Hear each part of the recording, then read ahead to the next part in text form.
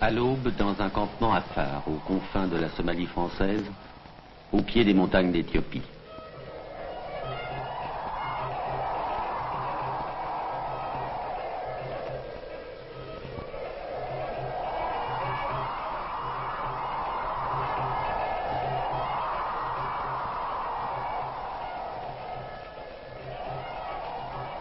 Un sous-officier ici essaye d'élever, comme on dit, le niveau de vie des populations. Et les femmes, est-ce qu'elles sont contentes? Est-ce qu'elles poussent leurs hommes à travailler? Oui, bien sûr, puisque quand les hommes travaillent, les femmes ont quand même un genre de vie meilleur. Elles peuvent s'acheter. C'est ça, elles peuvent s'acheter des robes. Ils aiment ça d'avoir des robes neuves, vous voyez. Et puis elles mangent quand même mieux, et puis ça leur permet je vous dis, d'avoir un train de vie meilleur. Il paraît que toutes ces femmes Afar, ou même les femmes Issa, sont ce qu'on appelle des femmes cousues. C'est exact. Dès qu'elles arrivent à l'âge de 7-8 ans, elles sont cousues. Mais comment? Avec du fil, des épines? Eh bien, elles sont cousues avec des épines. Il faudrait que ce soit un docteur qui vous parle de ça, il vous donnerait davantage de détails. Je n'ai jamais assisté à une opération de ce genre. Mais enfin, d'après les renseignements que j'ai pu recueillir auprès des habitants, c'est ça. Ils sont cousus avec des épines.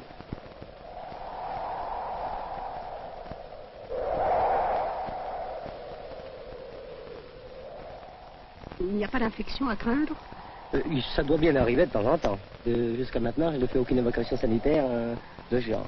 Et dans quel cas sont-elles décousues? Pour le mariage, madame. C'est-à-dire, elles sont pas décousues. C'est le mari, le jeune marié, qui a la charge de cette opération. De cette opération. On me dit qu'on les recoue quelquefois? Oui, moi, on me l'a dit aussi.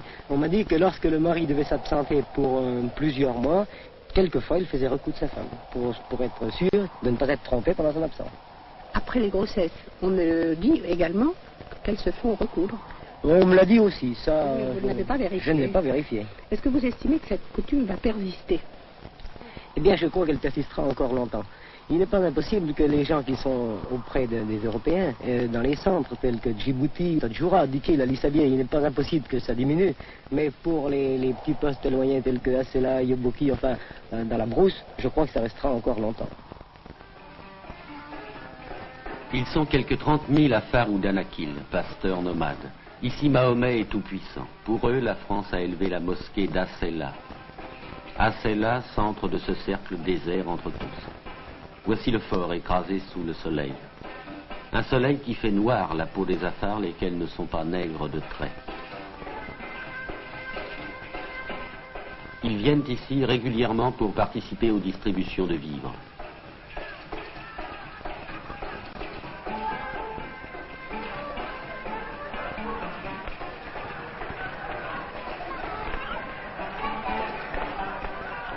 Ils emportent de l'orge, du millet, du blé, du riz, du sucre.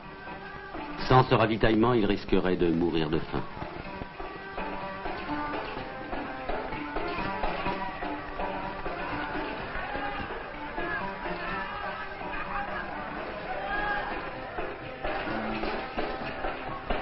Nomades, mais organisés pour leurs coutumes selon des hiérarchies compliquées qui aboutissent quelque part à des sultans qui se distinguent à peine du commun. Mais ils sont électeurs au suffrage universel.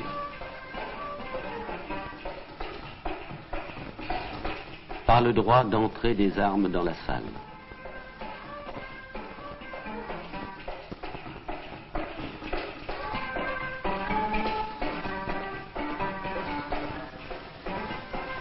Ils votent pour des candidats, pour des programmes.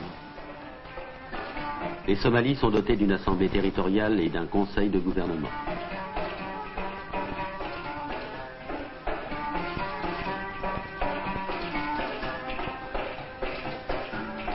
Leurs femmes sont également électrices. Il faut bien que le progrès gagne.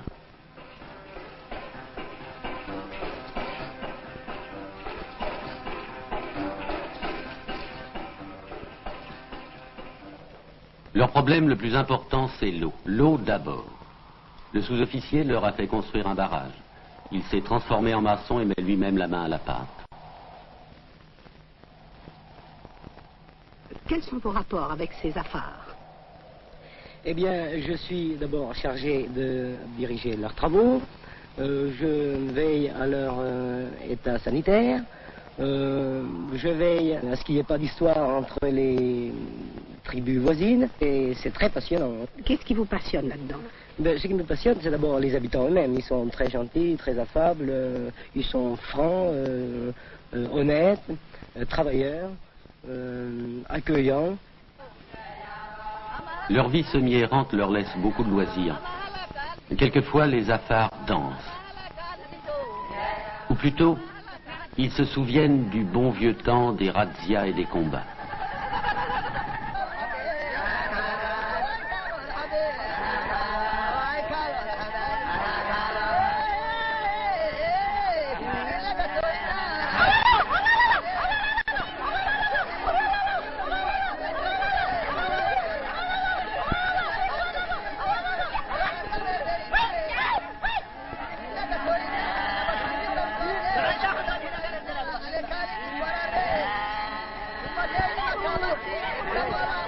Le bonheur, c'était la victoire, c'était surtout le butin.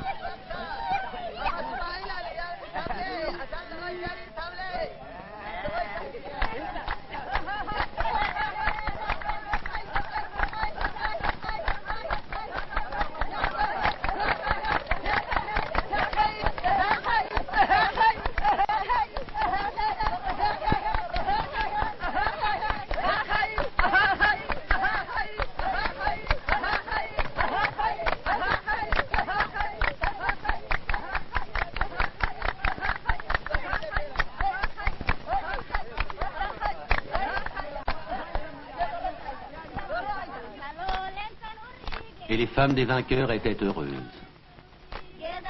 Gloire aux bons guerriers.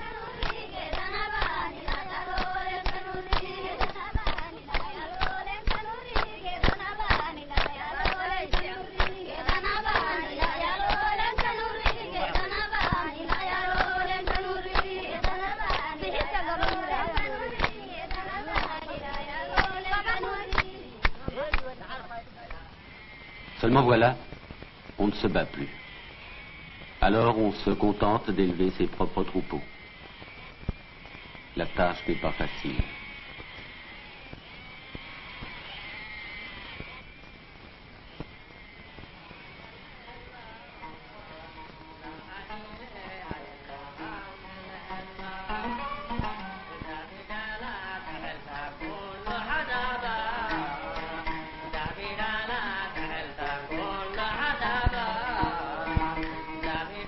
Cette région-là est bordée d'un lac, le lac Abbé, dont personne d'autre qu'eux ne fréquente les rives et qui n'a jamais encore été présenté à l'écran. C'est un lac étrange dont les eaux, en se retirant, ont laissé des montagnes de boue aux formes inquiétantes.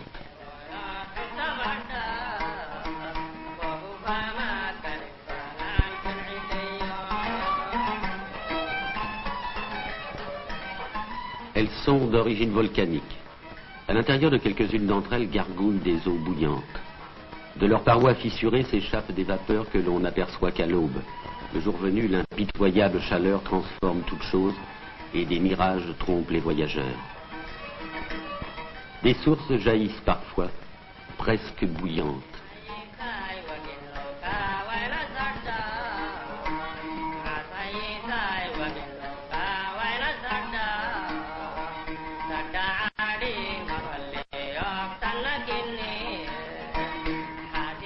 Les sauterelles qui y tombent sont instantanément cuites.